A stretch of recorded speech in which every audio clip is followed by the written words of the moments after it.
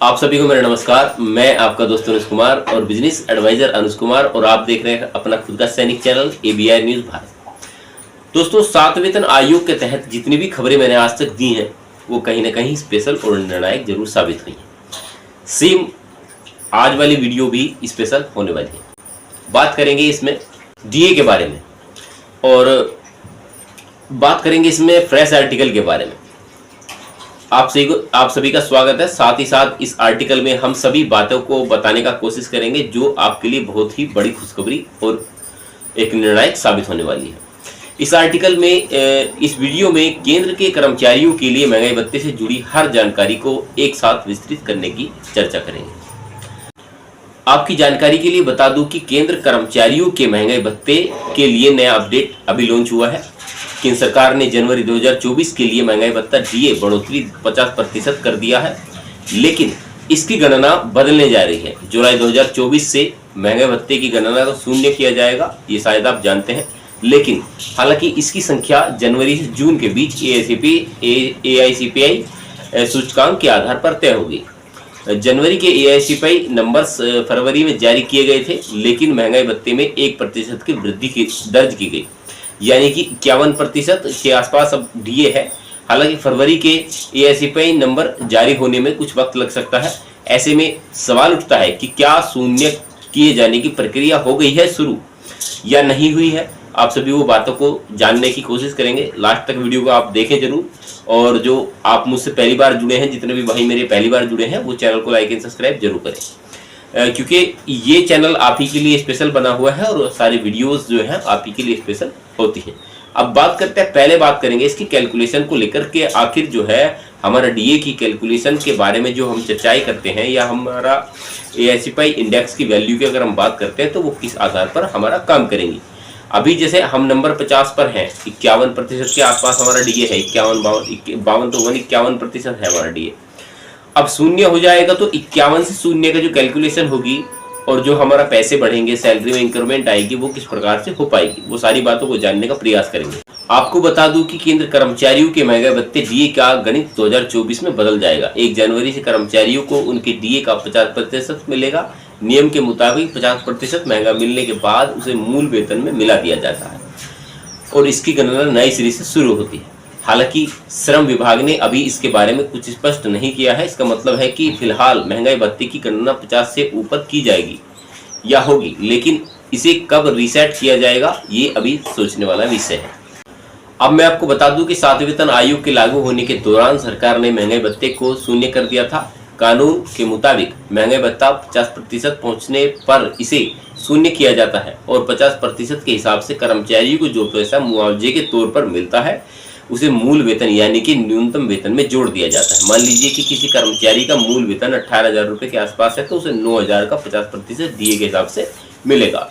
लेकिन DA 50% होगा तो उसके मूल वेतन में वृद्धि को जोड़कर आपको दिया जाएगा। इसका मतलब कि मूल वेतन जो आपका बैठेगा वो 27,000 रुपये के संशोधन में किया जाएगा। नया वेतन आयोग लागू होने पर कर्मचारी को मिलने वाला DA मूल वेतन में जोड़ेंगे। जानकारों का कहना है कि सामान्य तौर पर कर्मचारियों के मिलने वाले DA का 100% मूल वेतन में जुड़ना चाहिए, लेकिन ऐसा संभव नहीं है। आर्थिक स्थिति के आंकड़े सामने आते हैं, लेकिन 2016 में ऐसा किया गया था। इसे पहले 2006 में जब छठा वेतन आयोग लागू हुआ था, तब दिसंबर तक 5वें वेतन आयोग में 187% की उछाल देखने के लिए मिला था।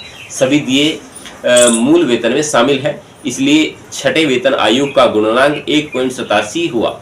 इसके बाद नया पेमेंट और वेतन भी बनाया गया, लेकिन इसे लागू होने में 3 साल लग गए। अब मैं आपकी जानकारी के लिए बता दूं कि एक नए कॉस्ट कंपनसेशन की गणना जो है जुलाई में की जाएगी, क्योंकि राज्य साल में 2 बार ही कैरसेल अलाउंस बढ़ाता है। जनवरी के लिए मार्च महीने में ही मंजूरी मिल गई थी।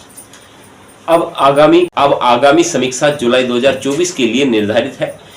इस मामले में कॉस्ट रिवाइज को केवल संक्षेप में प्रस्तुत किया जाएगा और इस केस से गणना की जाएगी, यानी जनवरी से जून 2024 के बीच के AICPI इंडेक्स तय करेंगे कि कैरोसेल अलाउंस 3% या 4% या उससे कम होगा। जैसे ही यह स्थिति हालात हो जाएंगे यह हल हो जाएगी। कर्मचारियों के मूल वेतन में 50% डीए को जोड़ दिया जाएगा। चलिए पहले चर्चा करते हैं। केंद्र सरकार के कर्मचारी अभी भी सभी पुरानी पेंशन योजना को लागू करने के लिए प्रेरित हैं, क्योंकि भारत का सर्वोच्च न्यायालय भी सभी पेंशन योजनाओं के बारे में सरकार से नोटिस मांग रहा है। भारत में कुछ राज्य अपने राज्य के कर्मचारियों को पुरानी पेंशन योजना के अनुसार पेंशन प्रदान कर रहे हैं, जो कर्मचारियों के लिए बहुत फायदेमंद है, लेकिन इससे सरकार पर वित्तीय बोझ बढ़ रहा है। इसलिए केंद्र सरकार अभी भी नई पेंशन योजना जारी रखे हुए है। यही कारण है कि अभी तक भी जितनी भी गवर्नमेंट हुई है, उन्होंने जब से पुरानी पेंशन योजना बंद हुई है तब से लेकर अब तक केवल यही एक कारण है कि वित्तीय बोझ ना बढ़ जाए किसी भी सरकार के ऊपर। तो ये सबसे बड़ा कारण आप मान सकते हैं कि नई पेंशन योजना को आप बराबर देख पा रहे होंगे।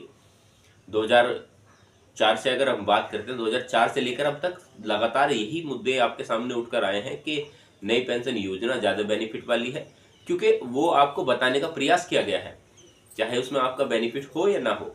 क्योंकि एक चीज़ मान लीजिए, या आप मुझे एक चीज़ बताइए, जिस ऐड को या जो किसी चीज़ का प्रमोशन आपके सामने बार बार होगा, तो वो हालांकि याद हो जाएगा आपको।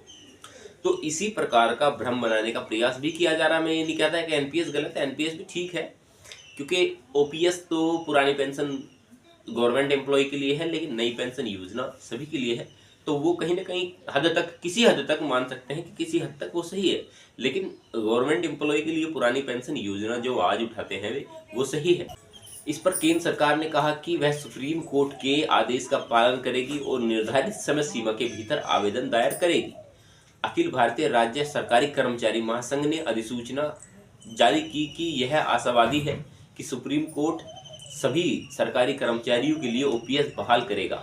हाई कोर्ट के जजों की एक बैच ने याचिकाकर्ताओं की पुरानी पेंशन स्कीम 2024 को वापस लाने की याचिका को स्वीकार कर लिया। इसके बाद दिल्ली हाई कोर्ट ने राज्य सरकार के 1 महीने के भीतर पुरानी पेंशन योजना का लाभ पारंपरिक लोगों को बहाल करने का आदेश दिया। राज्य सरकार ने इस फैसले के खिलाफ सुप्रीम कोर्ट में याचिका दायर की और कोर्ट ने फरवरी 2024 तक दिल्ली हाई कोर्ट के फैसले पर रोक लगा दी थी और सरकार से प्रशासनिक बिंदु पूछे गए थे कि क्यों नए कर्मचारियों को पुरानी पेंशन प्रदान की जाए। हालांकि दिल्ली उच्च न्यायालय ने माना कि सरकार राज्य नई पेंशन योजना प्रदान करके सरकारी कर्मचारियों और नियोक्ताओं के बीच नौकरी अनुबंध का उल्लंघन कर रहा है। ऐसे में कर्मचारियों को लोकसभा चुनाव 2024 से पहले पुरानी पेंशन योजना फिर से लागू होने की पूरी उम्मीद है। पुरानी पेंशन योजना के विरोध में संयुक्त संघर्ष संचालन समिति पहले ही 30 अक्टूबर से लेकर 2 नवंबर 2023 तक नोटिसों सांसदों को नोटिस जारी कर चुकी थी।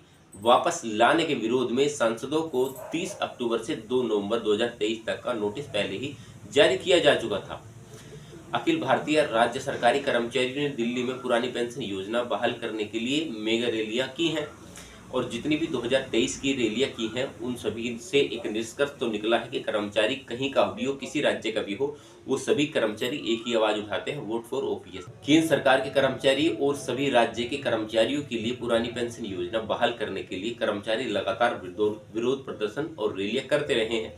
कर्मचारी इस बात की वकालत करते रहे हैं कि पंजाब, राजस्थान, छत्तीसगढ़, झारखंड, हिमाचल प्रदेश सहित कई राज्य पहले ही अपने राज्य कर्मचारियों को पुरानी पेंशन योजना प्रदान कर चुके हैं। तो इसलिए सरकार को अपने यहाँ काम करने वाले कर्मचारी के लिए पुरानी पेंशन योजना बहाल करनी चाहिए।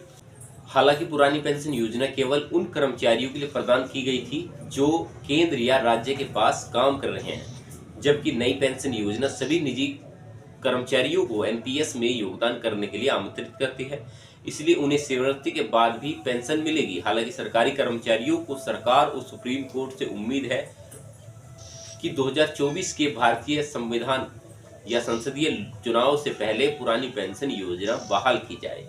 बस अंत में आपसे इतना ही कहना चाहता हूँ, तो ये कहीं ना कहीं आपके लिए खुशी और गर्व का अवसर होगा कि आपकी जो आवाज़ है या आपका जो कमेंट्स है वो इतनी जगह तक पहुँच रहा है।